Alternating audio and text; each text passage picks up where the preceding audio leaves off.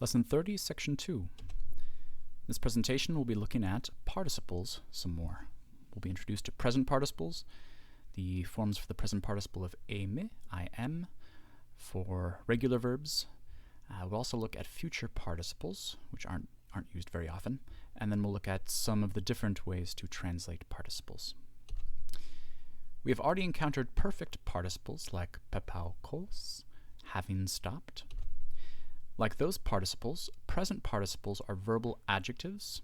As such, they are declined according to case, number, and gender, of course. They're adjectives that come from verbs. The simplest way to translate a Greek present participle is with an English present participle.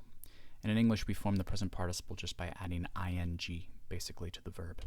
For instance, being poor, I'm unable to sacrifice to the gods. This being is a participle, a present participle in English. In English, too, it's an adjective, really, that modifies the I, which is very close to it in the word order. Like perfect participles, present participles are 3-1-3 adjectives. So, in the masculine, they are declined like third declension nouns with stems in nu tau, which we just saw in the previous section, looking at geron, gerontas. In the feminine, they're declined like first declension nouns with their stem in short alpha or eta. There's a bit of a variation there. And in the neuter, again, like third declension nouns, just like the masculine. So let's begin with geron. What we're going to do is drop the ger here, and we're left with just this stuff. And actually, these, which are the endings, really, of geron and other nouns like it, plus this part of the stem is actually the form. These are the forms for the participle of aimer. Being, on, antas, ha. These are, of course, just the masculine forms. We obviously have feminine and neuter forms as well, but that's how you get these. It's not too hard, actually. And we're going to look at the other genders as well. For the neuter, we're going to get our genitive and dative forms from the masculine. It's going to be exactly the same. For the nominative and accusative, singular, it's going to be just really its own form, on, for both of those. This is something you want to learn. And then for the nominative and accusative plural, as we've seen before, we're going to get that from the masculine accusative singular. So it's going to be anta for both of those. So those are the forms of the neuter present participle of aimer. All of these mean being, basically, in the masculine and the neuter.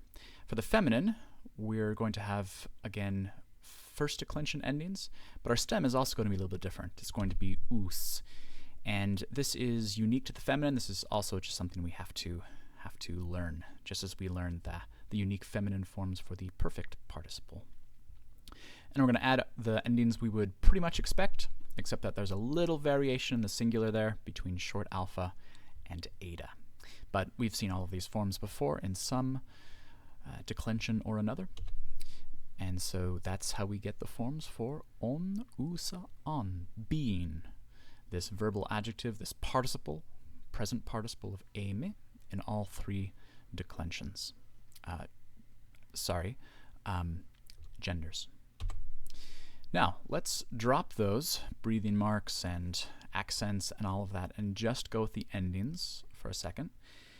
To form the present participle of regular verbs, like pao, for instance, all we do is add all of these endings to our verb stem, which with a verb like pao is just pao. We get that from dropping the omega. So this is actually as easy as it gets.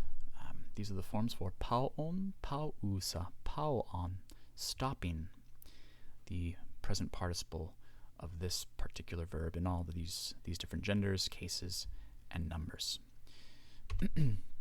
If we add a sigma to the verb stem there, as you might expect, we get the future participle, which may be translated as going to stop or about to stop. The future participle is used in in very few situations in Greek, usually in idioms with certain kinds of verbs, it kind of completes their meaning. Like if you promise to do something, for instance, you literally promise going to do something using a future participle. We're only going to see that once or twice in this set of readings, and not much in the future either. But it's basically the same as the present participle, except you have that sigma there in the verb stem. More on translating participles. As we have seen, participles often have an explanatory force. We're going to make sure we have a little bit of vocabulary going into this. Us, otas, ta. This is the word for ear. Ota ekantes akuete. Here a participle is in blue, ekantes. This is the present participle of the verb eka. I have, I hold, I am able.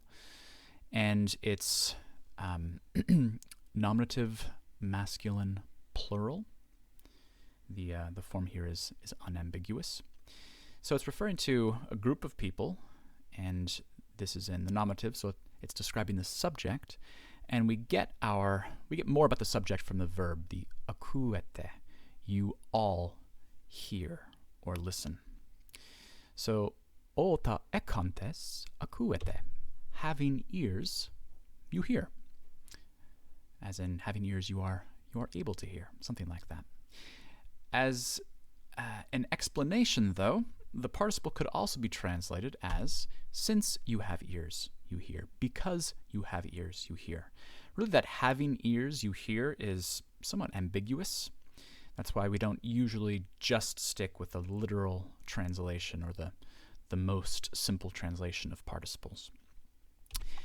Participles can also have a concessive force that English conveys with words like but and though. So this is really the opposite meaning of the meaning of the participle that we just saw, that was an explanation. This is because. Here it's almost like in spite of. For instance, ota ekantes uk akuete. This is a question. It's very similar to the other one. Literally, we might translate it. These are the words of Jesus. Having ears, do you not hear? Here again, this is somewhat ambiguous. We're not expending much effort to clarify the logical connection between the having of the ears and the not hearing. We might clarify that a little bit, bringing out its concessive force with a translation like, though you have ears, do you not hear? And we'll see, usually in translations of this particular verse, we actually see the first one, having ears, do you not hear? And I think the biblical translators stick with that usually because most of them stick pretty close to the text. And if it's not too ambiguous, and here it isn't too ambiguous for us to get the meaning, they won't do too much in the way of clarification. But there are some translations that will do more to bring out the concessive force of the participle here. This use of the participle, this meaning of the participle, is less common than the explanatory kind, but it's still common enough to study. That's it as far as the presentation goes. For the forms of present participles like pao, participles of verbs like pao, take a look at page 38. And for further reading on present and future participles, some other interesting information, and help on translating participles, take a look at page 136. Thank you very much.